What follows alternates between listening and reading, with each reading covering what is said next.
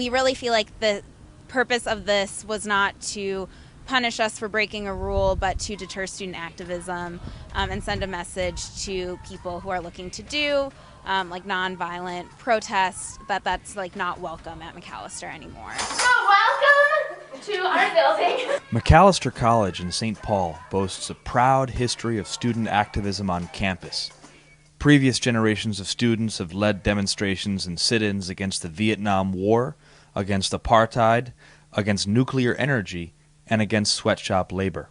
So this spring, when students from the group Kick Wells Fargo Off Campus, or KWOC, occupied President Brian Rosenberg's office in Weyerhauser Hall and called on the college to divest its finances from the bank for its role in the home foreclosure crisis, the students weren't reinventing the wheel. In order to get a meeting with President Rosenberg, about 20 students blocked the doors of Weyerhauser in the morning for a few hours. We ended up getting a meeting, and as soon as we did, we left.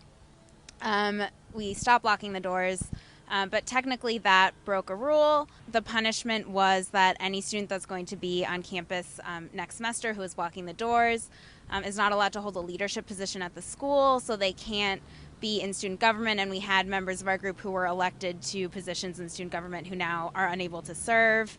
People cannot be leaders of student orgs. They can't participate in things like plays or athletics.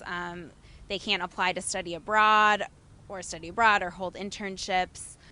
It's really troubling that instead of acknowledging this long history of activism that students have at Macalester, we are instead trying to move in a different direction and trying to show that this isn't a place where students can only raise their voice, when it's appropriate. When Macalester alumni heard about the administration's unprecedented disciplinary action, they became upset, threatened to withhold donations from the school, and drafted an online petition calling on the school to revoke the punishment and re-engage dialogue with KWOC. They'll hold a meeting during alumni weekend to discuss their next steps. Well, I think it's certainly extreme. These students really were engaging in the best tradition of nonviolent protests and civil disobedience by taking these very harsh punitive measures, denying internships, denying leadership positions in student organizations, involvement in athletics. These are the very things that we want students to be involved with. They're the building blocks of active citizenship. Alumni who were livid with the college's actions include Melissa Heising, a 2000 graduate who took part in anti-sweatshop protests, and Charlie Underwood, class of 1968, who came to Macalester because of its social activism history. We're seeing a very strong reaction from alumni to these punitive measures, really coming out in opposition to what the administration's done, because as we say in our petition, this is not the Macalester that we know and love. In an impassioned letter online, Underwood wrote, "Do you really intend to support Wells Fargo while punishing your own students?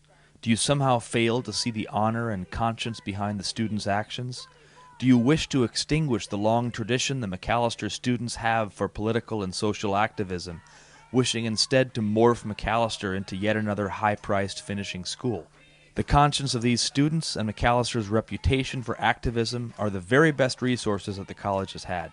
If you have decided to throw away these priceless assets, then I have no more time for you." This is more than just saying you blocked a door for an hour or two and we're going to punish you. I think this is a message that's being sent to students now and in the future that this kind of activism is not welcome at Macalester.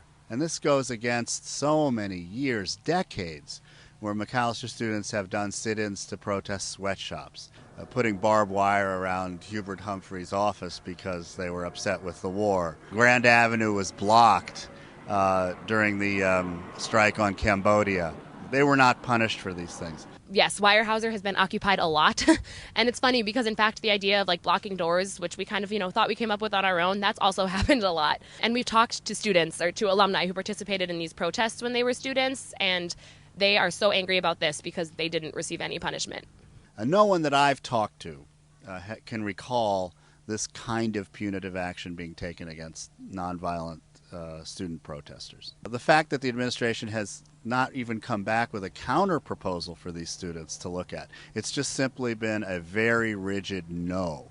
The administration actually wanted a harsher, even harsher punishment than what came from the Conduct Hearing Board. The administration thinks this is going away because a couple of leaders have graduated.